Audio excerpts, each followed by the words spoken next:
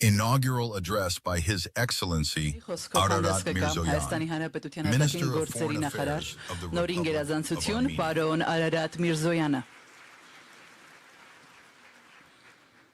Honorable Mr. President of the Republic Հայաստանի Հանրապետության մեծարգո պարոն նախագահ Prime Minister of the Republic, մեծարգո պարոն վարչապետ Honorable Mr. President, Ֆրանսիայի Հանրապետության մեծարգո պարոն նախագահ Honorable Mr. Presidents of National Assembly, Ազգային ժողովի մեծարգո պարոն նախագահ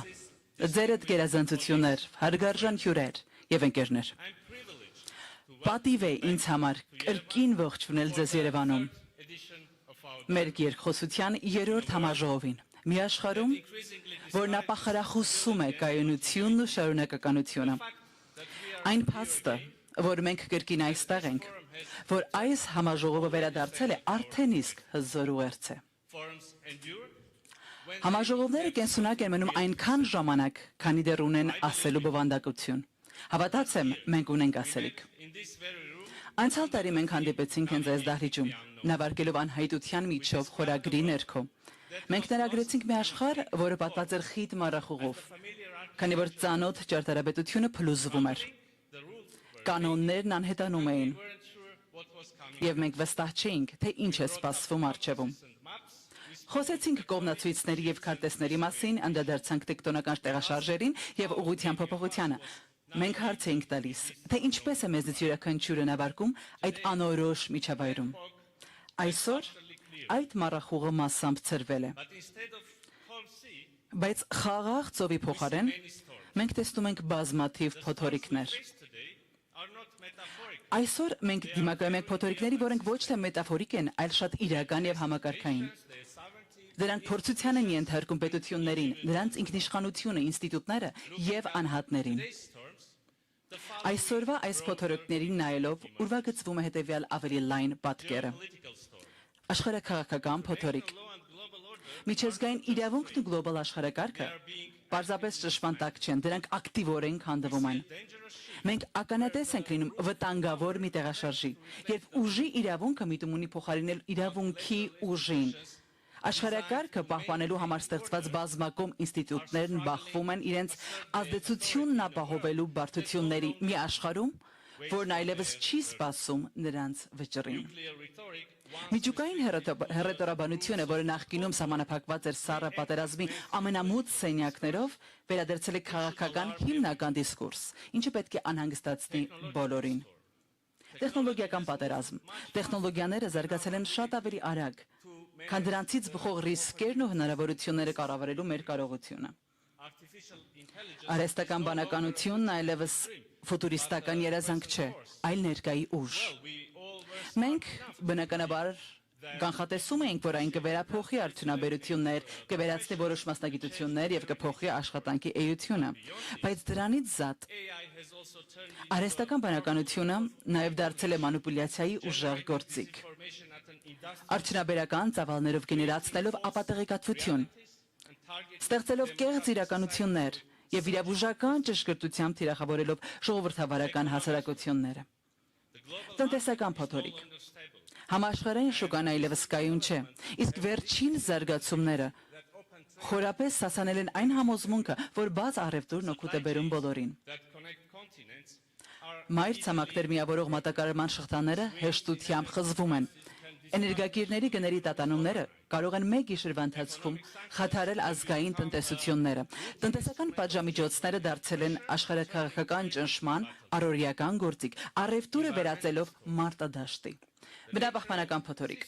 Բնական համակարգերը, sustain life on earth որոնք ապահովում են կյանքը երկրի վրա, մեր կլիման, ջուրը, հողը, անտառներն ու կենսաբազմազանությունը այլևս պարզապես չեն փոփոխվում, դրանք գտնվում են լրջագույն ճնշման ներքո։ gradual warming into Մենք աստիճանական տաքացումից անցել ենք խորը անկայունության շրջան, որտեղ բնապահպանական վնասը խորացնում է ցանկացած այլ ճգնաժամ։ land degradation and Կենսաբազմազանության կորուստը, հողի դեգրադացումն ու անտառատումը թույլատնում են բնության վերականգնվելու կարողությունը, մինչդեռ բնական ռեսուրսների չափից ավելի օգտագործումը վտանգում է հասարակությունների գործառնության համար անհրաժեշտ հավասարակշռությունը։ Այս փոթորիկները իհայտ չեն եկել առանձին, դրանք հայտնվել են միասին եւ փոխադարձաբար ուժեղացնում են միմյանց։ Աշխարհաքաղաքական ցնցումը հանգեցնում է տնտեսական խաթարումների, ինչն էլ իր հերթին խթանում է տեխնոլոգիական սպառազինությունների մրցավազքը, ինչն էլ ավելի է խորացնում աշխարհաքաղաքական պառակտումները։ Մինչդեռ բնապահպանական վնասն այս բոլոր մարտահրավերների կառավարումն էլ ավելի է բարդացնում։ Տիկնայք եւ պարոնայք։ Հայաստանը գիտի, թե ինչ է նշանակում լինել փոթորկի կենտրոնում։ Ես անկեղծ կխոսեմ։ Վերջին տարիներին մեր երկրի առջև ծառացած մարտահրավերներն ու դժվարությունները շատ պետությունների կհասցնեին կաթվածի եւ փլուզման եզրին։ Ուստի ցանկանում եմ կիսվել որոշ եզրահանգումներով։ Երբ պետությունը հայտնվում է նման ալեկոծության մեջ, պատմությունն առաջարկում է 3 հիմնական ուղի։ Առաջինը մեկուսացումն ու օտարումն է։ Սա մի կողմ քաշվելու եւ գործողություններից խուսափելու ընտրություն է։ Հույս ունենալով, որ փոթորիկներից հեռու մնալով դրանք քեզ կշրջանցեն, իսկ հարմարավետության գոտին եւ ստատուս քվոն կպահպանվեն։ Թեև կարճաժամկետ հեռանկարում դա կարող է անվտանգ ընտրություն թվալ, պատմությունը ցույց է տալիս, որ նման մեկուսացումը չի պաշտպանում, այն պարզապես կտրում է պետություններին իրականությունից, դարձնում անպատրաստ եւ առավել խոցելի, ուժեղացնելով ճգնաժամին առերեսվելուց հարվածի ասացությունը, եւ փուչիկն ի վերջո պայթում է։ Երկրորդը փոթորկին տրվելն է։ Այս դեպքում իրականացվում են անարդյունավետ, սխալ եւ հյուծող գործողություններ, որոնք կանխատեսելի են եւ ինչն առավել վատ է, փոթորկի կանխորոշված սցենարով թելադրված, որի արդյունքում նպաստում ես փոթորիկի իր իսկ կողմից ընտրած ուղղությամբ քեզ ներքաշելուն։ Այսպիսով կորցնում ես վերահսկողությունը, այլևս չես որոշում քո իսկ ապագան, դառնալով սեփական պատմության օբյեկտը, այլ ոչ թե սուբյեկտը։ Իսկ պարզապես հոսանքին տրվելով կամ փորձելով սանձել այն, անխուսափելիորեն առերեսվում ես ուրիշների որոշումների զոհ դառնալու եւ գոյաբանական մարտահրավերների առջև կանգնելու վտանգին։ Եվ երրորդ ընտրությունը անցնել փոթորիկների միջով, առաջնորդվելով պրագմատիկ մոտեցմամբ եւ ապագային միտված տեսլականով, ուղիղ առերեսվել իրականությանը առանց ընդունելուց խուսափելու փոխարեն։ Գիտակցել, որ անկայուն աշխարհում գոնե որոշակի կայունություն ապահովելու միակ ճանապարհը ղեկը սեփական ձեռքը վերցնելն ու հստակ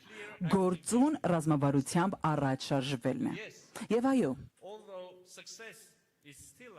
թեև հաջողությունն այս պարագայում ամենևին հաստատուն չէ, սակայն առաջին 2 տարբերակները հաստատաբես կործանարար են։ Տիկնայք եւ պարոնայք, մենք Հայաստանի Հանրապետությունը մեր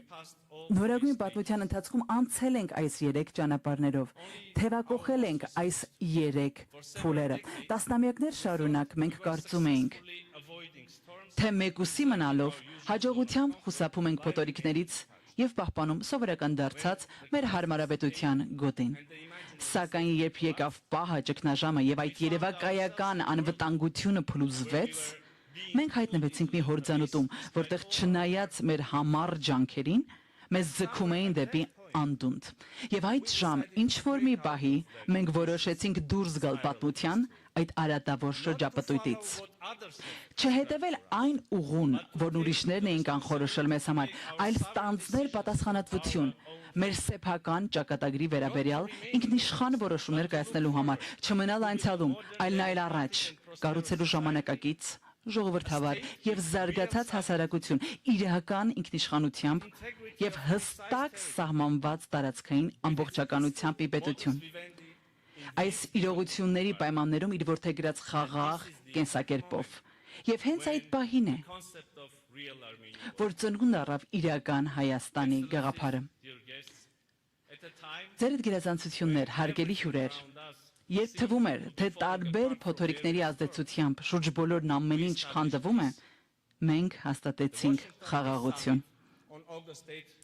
2025 թվականի օգոստոսի 8-ին Վաշինգտոնում կայացած խաղաղության գաղտնաժողովը նշանավորեց պատմական շրջադարձային պահը,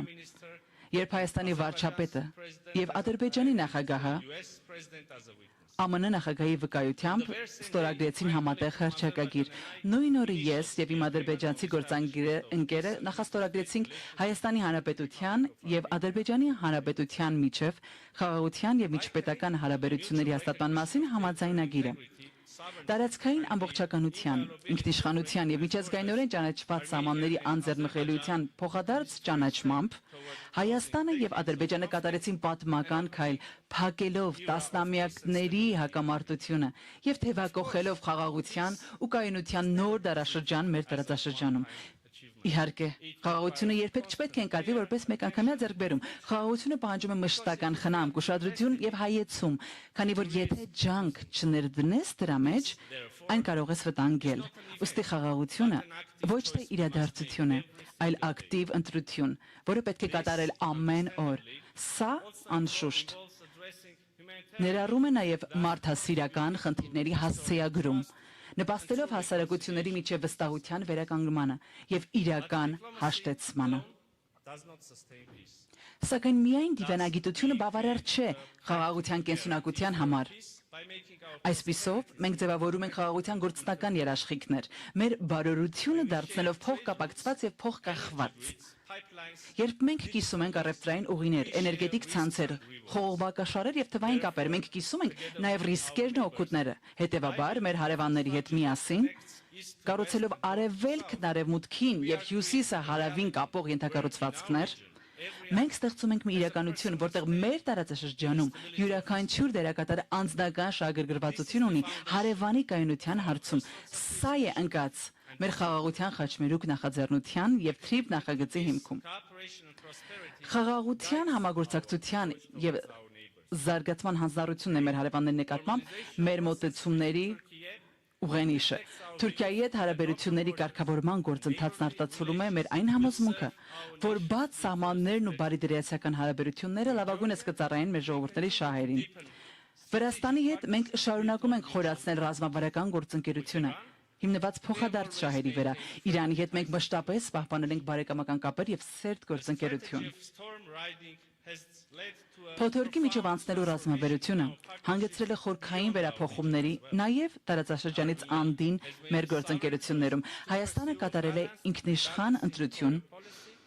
վարելու բալանսավորող եւ բալանսավորման արտաքին քաղաքականություն, հիմնված ոչ թե մեկ կենտրոնից կախվածության, այլ տարբեր ուղղություններով բովանդակային եւ փոխշահավայտ գործընկերությունների ձևավորման վրա։ Միացյալ Նահանգները, Ֆրանսիան, Ղազախստանը, Չինաստանը եւ եվրոպական երկրների ընդլայնվող շրջանակը այսօր մաս են կազմում Հայաստանի ռազմավարական գործընկերությունների համայնապատկերնում, ոչ որպես միմյանց այլընտրանքներ, այլ որպես բազմազան եւ համագործակցային արտաքին քաղաքական ճարտարապետության հենասյուներ։ Մեր անմիջական հարևանությունից դուրս այս վերափոխումն առավել տեսանելի կերպով դրսևորվել է Եվրոպական միության հետ հարաբերություններում։ 2025 թվականի դեկտեմբերին ընդունված ռազմավարական օրակարգը ստեղծում է համագործակցության կառուցակարգված հիմք քաղաքական անվտանգության եւ տնտեսական ոլորտներում։ Վիզաների ազատականացման շուրջ երկխոսության մեկնարկը բացում է մի կարևոր դուռ, որը կարևոր է ոչ միայն կառավարությունների, այլև Հայաստանի քաղաքացիների առօրյա կյանքի համար։ Վերջին օրերին Եվրոպայի տարբեր երկրների ղեկավարներ սկսած Դուբլինից մինչև Թբիլիսի հավաքվել էին Երևանում, մասնակցելու եվրոպական քաղաքական համայնքի գագաթնաժողովին, ինչպես նաև Հայաստան-ԵՄ առաջին գագաթնաժողովին։ Ձեր հետ գերազանցություններ, բարեկամներ, ամփոփելով, փոթորիկները գուցե երբեք լիովին չսանձվեն, նոր անորոշությունները միշտ ի հայտ կգան, փոխարինելու արդեն իսկ հաղթահարված դերին։ Սակայն մեր փորձից քաղած դասը ֆատալիստական շարքից չէ, այն ընտրության, ազատության եւ գործելու ուժի մասին է։ Ռազմավարական տեսլականի եւ պատշաճ գործողությունների շնորհիվ փոքր պետությունները կարող են փոթորիկների միջով գտնել իրենց ուղին եւ կերտել իրենց ինքնիշխան, խաղաղ եւ բարգավաճ ապագան։ Այսպիսով, տիկնայք եւ պարոնայք, փոթորիկները միշտ կմոլեգնեն, ուստի եկեք դրանք միասնաբար հաղթահարենք։ Շնորհակալ